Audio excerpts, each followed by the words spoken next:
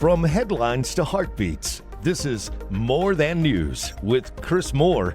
Buckle up for a journey beyond the surface, where we uncover the real stories shaping our world.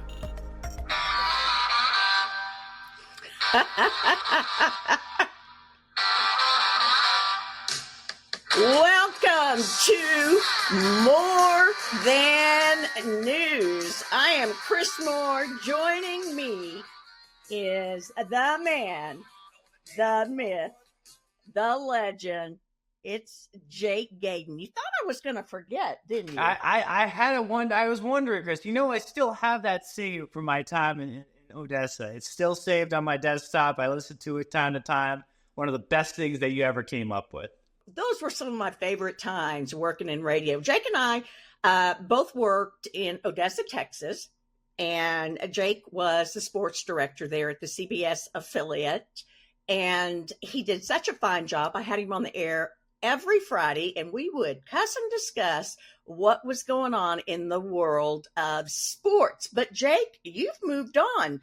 Let us know what you're up to now. Well, I left Midland, Odessa, 6 years ago, and made my way over to Colorado Springs, Colorado. I was there for 3 years, covering all things in Colorado, including the Denver Broncos, Nuggets, Avalanche, CU Buffs, whatever you want to think, and of course, high school football. And then 2 years ago, I made the move up to Sacramento here in Northern California.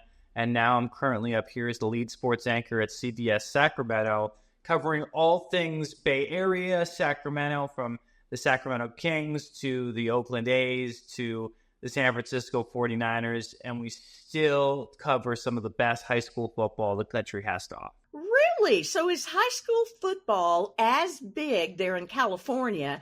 Of course, here in the Permian Basin, it's huge. And I believe right now Permian is 6-0. Like, they're doing great as usual.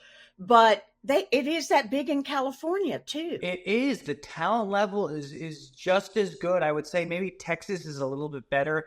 I would say the nostalgia in the Lone Star State is what makes Texas high school football and on a Friday night so much better. Like, you know this, Kris. Like, there's towns in West Texas, like I can remember like a McCamey or an Ira Ann or a Crane, that they just shut down for a Friday night. The whole town goes to a high school football game at the high school when it's a community event.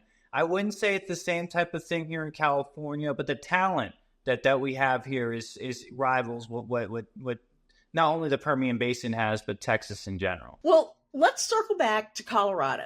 Okay. Did you enjoy it there? I mean, you're going all over the place. There's a big difference from West Texas to Colorado and now over to California, that bouncing around. Explain how you adjust to that kind of changes. I love Colorado. It reminded me a lot of, as you know, Kris, I'm a Northeast kid, right? Born and raised in Connecticut, so I'm the Yankee of your friends here in Texas. But I love Colorado. It was beautiful. It was a place where you got to enjoy all 4 seasons. I was a big skier, so I got to go skiing a bunch in the winters. And they had some great places to hike during the summer, which was beautiful. And the people there were beautiful, were really great. It was quite cool because living in Colorado Springs, you're so close to Amarillo. So they had a lot of people from Amarillo area make their way up to that area just for a different type of life or a different type of work if they wanted it. So there was some Texas, roots there in the Colorado area. But I love my time there. The pro sports there was great. Denver is an incredible city. I truly love it. Colorado Springs is a military town where I lived, so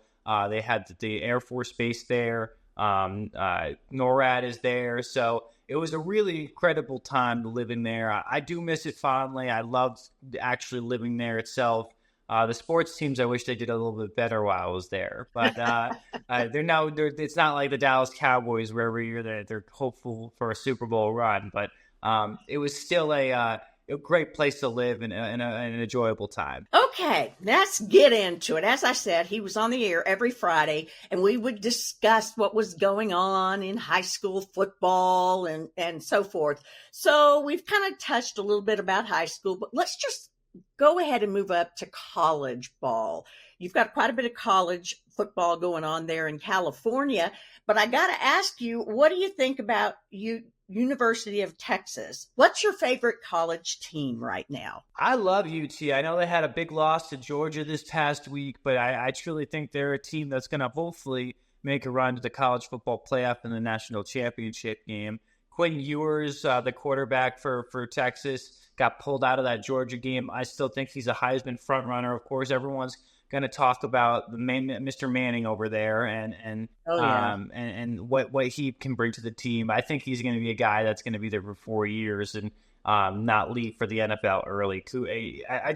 Texas has got everything that they want. Sarkisian knows how to coach that team. They're one of the best teams in college football this year.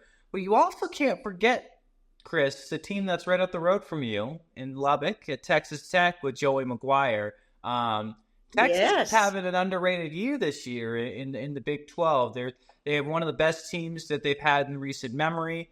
They got a quarterback there that's been doing really well. So you can't always forget about little brother Texas Tech. I know everyone loves talking about the Longhorns and how they moved to the SEC and they're ranked top 5 in the country. But Joey McGuire has something going on over at Texas Tech.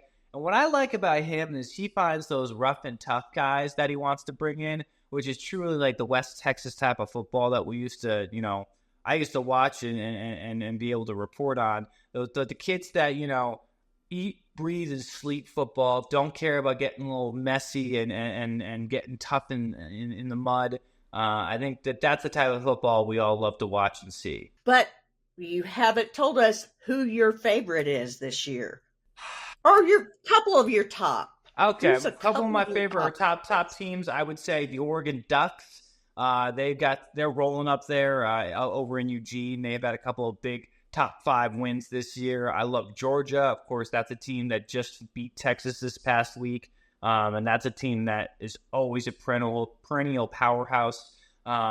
I'm intrigued to see what happens with Alabama. I think with Nick Saban no longer there, you ask yourself, what does that team look like, right? And are they okay at Tuscaloosa if they're not competing for a national championship? So if you had to ask me right now, I think Oregon, Texas, and Georgia are my 3 favorites going into the college football playoff this year. Those are the 3 teams that truly have a quarterback that can lead them there, a defense that's good, and a head coach that can win in a big game. So you're in California, and you're not gonna say one of your California teams has got a chance. Kris, I'll be honest with you. California is not a college state. It's not like Texas where everyone celebrates A&M, Texas Tech, Texas, SMU, and the tradition. Of course, we have Cal Berkeley and Stanford, and then USC and San Diego State, UCLA down in SoCal. And those have great traditions, but it's truly a pro state. Everyone really loves the Lakers, really loves the Dodgers, loves the Giants. So college football and that aura around it and the tradition is not truly felt here, in my opinion, for California. Okay, now it's time. Let's talk pro football. I am so excited. Where do you want to start? You want to start with the Cowboys? You want to start with the 49ers? What do you want to do? Let's go with Cowboys. What's going on? Are they freaking out, Kris, over there? I'm going to die before they ever go to the Super Bowl. It is heartbreaking. What's up with Dak? I mean, it's not good. I think, Kris, you're the professional. What do you think? I think Jerry is, meddling in his business too much, and I think Jerry needs to let the professionals go to work because, they just signed Dak and CeeDee Lamb to these big contracts, right? Mike McCarthy is on the hot seat as the head coach of the Cowboys. They can't really win games, and you look at it, and all the glaring holes that they had coming into the season is coming to fruition. They don't have a great running game, so you don't know how are they going to move the ball downfield if you can't run the ball and you're only passing it, 40 times a game? Right. The defense is going to scheme up for that. Defensively, they're good this year, but they're not a top 10 defense in my opinion right now. I think they need to fine tune some things. They're not the ball hawking defense they were a year ago. If you're a Cowboys fan, you always think that you have a chance, especially when you're in that division with the Eagles and the Giants and everything like that. But I wouldn't be surprised if this is a wild card team, Kris, that sneaks its way into the playoffs. And I think this week, them playing the 49ers is the biggest game so far of their season, because if they lose this game, man, it's going to be a real uphill climb to try to get out of that losing streak that they're on. And I don't know what Jerry Jones might do. Jerry doesn't like losing. He knows that. You know that. I know that. And I think he's going to start taking a look at this roster and saying, is it a roster issue? Is it a coaching issue? What are we looking at here? And I think that's where you have to sit there and ask yourselves, what's the actual issue? And if Jerry's smart, which we all think he is, I think he might look at himself as the issue and then kind of go from there. But hey, you don't know. Jerry Jones is a guy that's brought this team to multiple Super Bowls. So maybe he knows what he's doing a little bit. Maybe. I have to tell you a story. You'll get a kick out of this. Shoot. My son, who you would never think, if you met him, you would never think he would like football. But he is the biggest Dallas Cowboy fan in the world. It's craziness.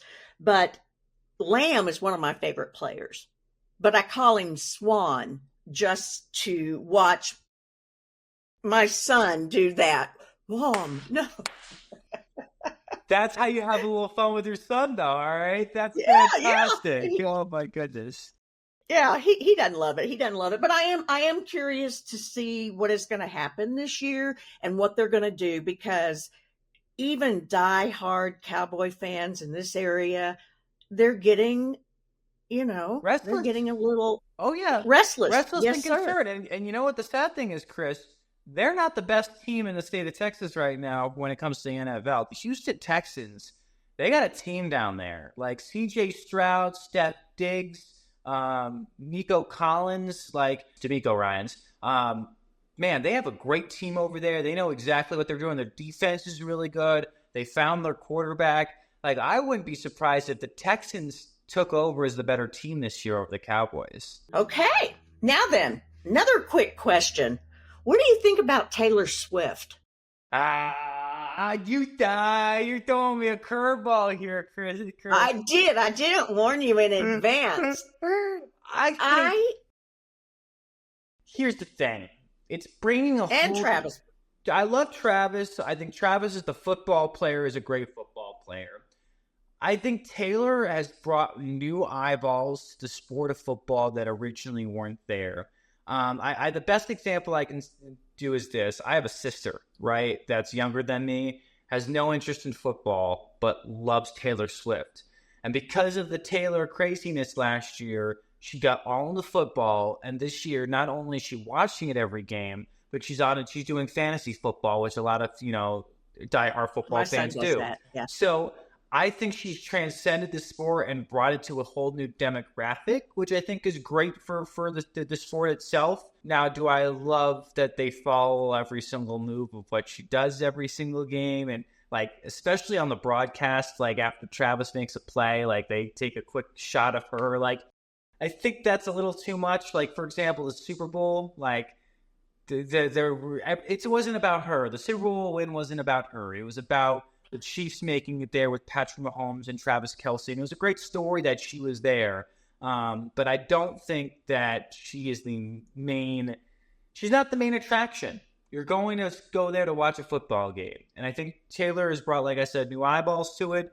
But I think sometimes we need to rein back and remember what we're here for, and that's to watch a football game. Now, do you think they are a real couple? Oh, yeah. Or do you think this is all? I'm a conspiracy theorist. I think they're married already.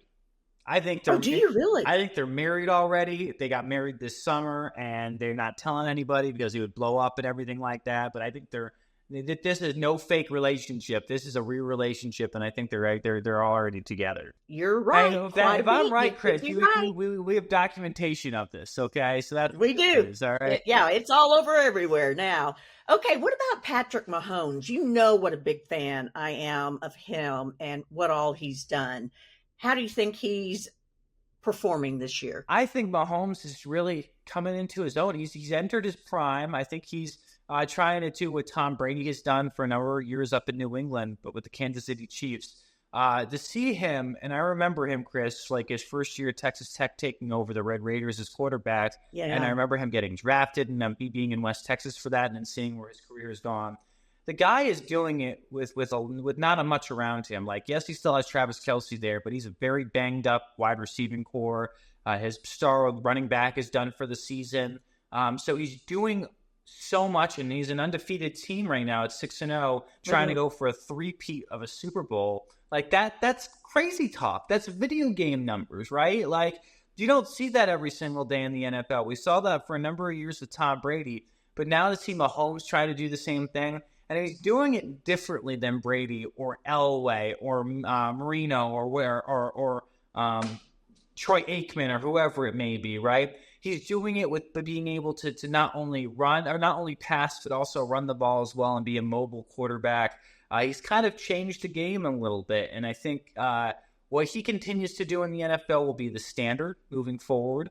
I think he's changed the style of football for the better, and I'm excited to see where his career ends up because he could be one of the top quarterbacks not only in the NFL, but not only in the current NFL, but overall in the league's history, which would be really cool to see. So, who are your favorite? Now, I know you're covering what all teams are you 49ers and who else? So 49ers is the football team that we cover right now. Brock Purdy is a guy that I want your audience to take a look at. He's a guy that's full of faith. His faith is very important to him. He's a kid from Arizona, went to Iowa State, and then got picked in the last pick of the NFL draft. Really kind of just fell into the 49ers' lap. Was originally the third string quarterback, and then their main starter, Jimmy Garoppolo, went down, got hurt, and then their backup quarterback, Trey Lance, ended up getting hurt, so here comes Brock Purdy, and the rest is history from there. It's a little bit of like a Tom Brady story where Drew Bledsoe went down, Tom came in, and the rest is history with there. But Brock Purdy, a really good individual. Like, he isn't about the glitz and the glam. You could talk to him as a regular human being. He's a guy that you feel like you could go get a beer with. And I think that's what makes him a very fun athlete to cover. He's also great on the football field. But I think the 49ers, they went to the Super Bowl last year. They have gotten off to a really tough start. They had a big loss to Kansas City this past week. They're playing the Cowboys on Sunday. That's another big game for both, not only the Cowboys, but also the 49ers. They're banged up right now. Star wide receiver Brandon Ayuk just got hurt this past week. So these 49ers, they might have a little bit of a Super Bowl hangover right now, Chris. So we'll see if it's another team like the Detroit Lions is a possibility coming out of the NFC that you could really see them possibly overtaking the 49ers and making it back to the Super Bowl. One thing that's really cool, first off, that I know Jake Gadon, but second, you get to sit and report from the sidelines. You will be on the sidelines of the game. And so everybody that is a Cowboy fan and knows Jake Gadon is just so envious, and all the 49er fans are so envious. Explain that experience when you're there, hobnobbing with these folks. Yeah, I think, Chris, that's the cool part of the job is like, you know, get to seeing these people go to work up close and personal. I think being able to watch them warm up prior to the game and go through their routine and get into the mental headspace of being able to get ready to quote unquote go to war or get ready for their competition, right? And leave it all on the line. I think that's the really cool part where you get to see these people up close. And what I've realized over the past couple of years, Chris, is we put these athletes on this pedestal of super people, right? But they're people just like you and me. They go home to a wife and kids or a mom or a dad. They have their own issues outside of work that are, you know, of course they have the financial backing that they feel good about, but they still have the same bugaboos that we deal with, where it's, you know, family issues or work issues or whatever it may be. So to know that these people are just human beings just like me and you, but they're much bigger in terms of stature and physical traits, that's probably the only difference. But like I said, being there, sidelines, being able to watch these guys do they're doing their job. Yeah, that's exactly what it is, doing their job. Do you think they deserve the amount of money that they're being paid? Yes, because they have such a short window to make a career. right? So for me and I never thought of that. me and you can do this radio, to do the broadcasting part that we do for 50 to 60 years, right? Their windows are 10 to 15. So because of that, I think that they deserve to get paid what they get paid. The amount of revenue that they bring in, not only to the league, but their own teams is substantial. And of course, there's these incredible TV deals that they're getting each year that get more and more expensive, that get more money in these guys' pockets each year. So I do think they deserve to get paid what they do. I even think on the college level, the name, image, and likeness, NIL, is a great thing. I think that will help student athletes coming from a bad background, help that family get on their feet, even if it's just going for a college education. I think that's really important. I think NIL needs to be regulated a little bit by the NCAA. But when you look at these athletes and what they're getting paid, yes, Kris, they have such a short window to compete. Like, okay, best example is this, Kris. The average time in the NFL for an NFL player, according to the NFLPA, is like 3 or 4 years. So if you think about that, that means some people are less than 6 months in the NFL, and some people have a 16-year career, right? So like that's the difference. Like nothing is guaranteed, and it's such a cutthroat business that you hope for the best and take what you can get. I like that. Observation. I never thought of it like that. So good job, Jake Gadon. Now then, who do you think will make it with the NFL this year to the finale, to the Super Bowl? The Super Bowl in New Orleans this year. Super Bowl. Yes, it is. What about the Saints? We didn't even talk about the Saints. How are they doing? I think New Orleans, they started off so hot, though, Kris, and they've taken a nosedive. Derek Carr. I know, they have the best outfits, though. Oh, it's not all about the outfits, Kris. Oh, my goodness. If we go about what jersey's the best jersey to wear, I don't know if the Dallas Cowboys would win each week with the look of the star on their helmet. If I had to pick a Super Bowl matchup right now, from what it's looking like, I would go Kansas City versus Detroit. I think that's the Super Bowl matchup this year. And I think interesting. And I think Pat Mahomes gets his 3rd ring in a row. I think it's a dynasty. There's no one in the AFC. Maybe the Baltimore Ravens, keep it close. But right now, I think in the AFC, when it comes to the Chiefs, they're head and shoulders above a lot of these teams. The NFC, it's a tight race. Don't get me wrong. But I think Detroit, with the story that they have over there and the fan base that they have and what they've been building towards, I think that's the team that you have to look at and say that they're going to make the Super Bowl. I would not be surprised as well. Another team that we've already talked about. In the wild card is Houston, Dallas possibly making the wild card, the New York Jets, another team that could make the wild card. So there's a lot of teams out there that could really, really do well this year. But those are my top 2 right now. Okay. Now then, I already warned you. What people don't know, Jake Gadon is a fan of Tom Brady. Little bit, small bit. To the nth degree. Yes. To the nth degree. And it's kind of like the Taylor Swift thing. You're getting all this mix back and forth because Tom retired and then came back. He should have never done that, but he did. He retired, he came back, and now he's retired again, and he's doing sports. And you're getting a lot of mixed reviews. What do you think? And I know you're a little biased, but try to look at it. Do you think he's doing a good job? I think he's a rookie all over again, Kris. I think he is learning how to do this all over again. This is not a natural thing for him. I think this is something where he knows what's going to happen in the play, and his mind is an incredible football mind and knowing what is going to happen in each situation, but being able to convey that to a viewer is not the easiest thing. And commentating on that is not the easiest thing. If they were going to do it, then we wouldn't have jobs, Kris. Let's be real about that. So I think he's a work in progress. I agree with a lot of the critics that it's been hard to listen to and hard to watch sometimes this year. But at the same time, I think when you look at what he does and the football mind that he is, he's teaching people football each week when he does his games.